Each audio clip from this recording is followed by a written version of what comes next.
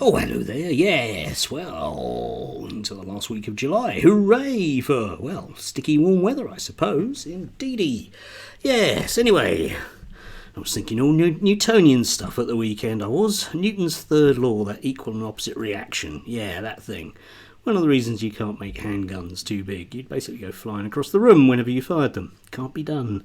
Yes, I mean, we do have other words for that particular notion in physics, which we apply to society. I mean, we can think of, well, you reap what you sow, or maybe that classic phrase, he was asking for it. And there was a sort of reasonable amount of that over the weekend. I did have to smile yesterday afternoon when Tommy Robinson allegedly was picked up by police, as indeed he'd been threatened with for what amounts to, in essence, contempt of court. But that didn't stop a crowd of his protesters turning up at Downing Street demanding that, well, I guess that they can carry on sending him money. Yes, indeed. If you go to court and you lose a case of libel and you're told not to do things, Tommy, then, well, don't do them. But if you do them, then accept that that's what happens. He was asking for it, if you like, okay? But in particular, I just want to talk today about Zoe Strimple. Yeah, I know, again. Because she managed to have a piece up yesterday in the Telegraph, which I think is a fine example of chutzpah, or if you want to use that particular phrase. The left no longer thinks crime should be punished, and it's terrifying, she argues. We have also lost our grip on the essential contract of a civilised society. Follow the law or face the consequences. Yes, you see, apparently all lefties like me just don't want to obey the law. I'll leave you thinking about Tommy Robinson for a short period of time. But anyway, yeah, we don't want to obey the law. But the problem I have with Zoe Strimple, well, two actually, which I'm going to outline today. Number one is there are all sorts of laws you can obey. I mean, there's the fashion police. That changes over time. That's fine if you like, okay? After all, Durkheim would be happy with the society where we move from not wearing socks with sandals to being able to do so. It's a sign of progressivism, I suppose, which is bad, obviously. Yes, but there are consequences to breaking those laws. But what Zoe doesn't manage to do ever is suggest that people should follow international law, which I always find intriguing for her. For example, there's all those lefties breaking the laws by, breaking into arms factories to protest genocide, according to the law anyway, international law, that Israel's committing, which Zoe doesn't manage to ever sort of think that Israel should face up to international law, the consequences of its actions. And, I'm sorry, Zoe, but there's a cake and eat it here part, okay? Either you obey the law or you don't, okay? Yeah?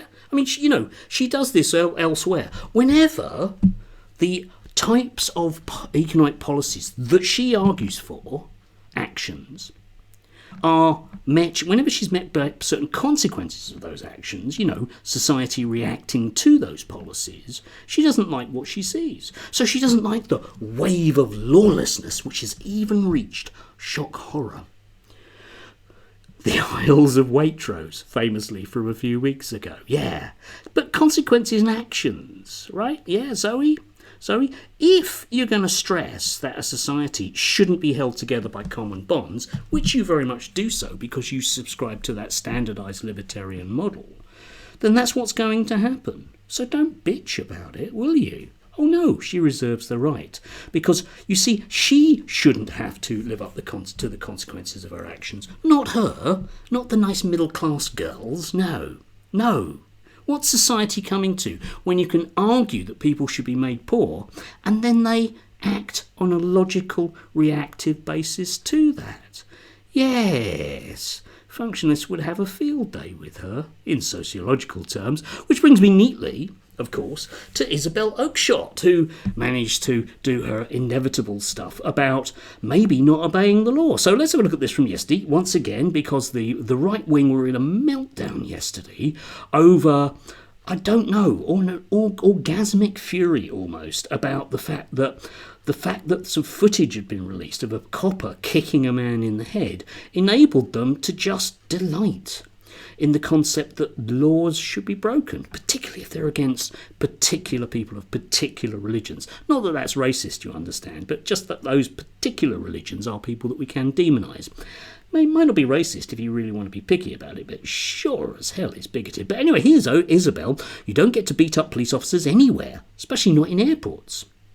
Okay, why especially airports? I don't really understand that. But anyway, in America, those young thugs would have been shot dead. You notice that she has decided the guilt of the people already. They are young thugs. No evidence of that whatsoever. However, Isabel has decided, with no legal actions being taken. They're lucky to be alive, never mind complaining about their treatment. Yes, in fact, Isabel thinks that these young people, thugs or otherwise, should be thankful that they're still alive. Maybe they should, upon their release, according to Isabel anyway, bring a cake round to the boys in at the station in Manchester, just to say thanks for their treatment. Yes, it was a very selective video that was released, and it really is that classic thing whereby the police will always do this kind of thing. Particular forces like Manchester and the Met will release selective bits of information to smear people that have dared to have the temerity to suggest that they acted unlawfully. But that's okay, isn't it? Because, of course, we should never face the consequences of our actions, be it if we're nice middle-class people or white people or the State of Israel. Yeah, we can just pick and choose what we want to do. But at the same time, of course, consequences and actions, we can complain bitterly when other people do maybe exactly the same thing. Maybe not our Tommy. Yeah. Actually, it's your Tommy. It's really not mine in the slightest. Anyway, do have a coolish Monday. I shall be glad to get home from work today. Do enjoy.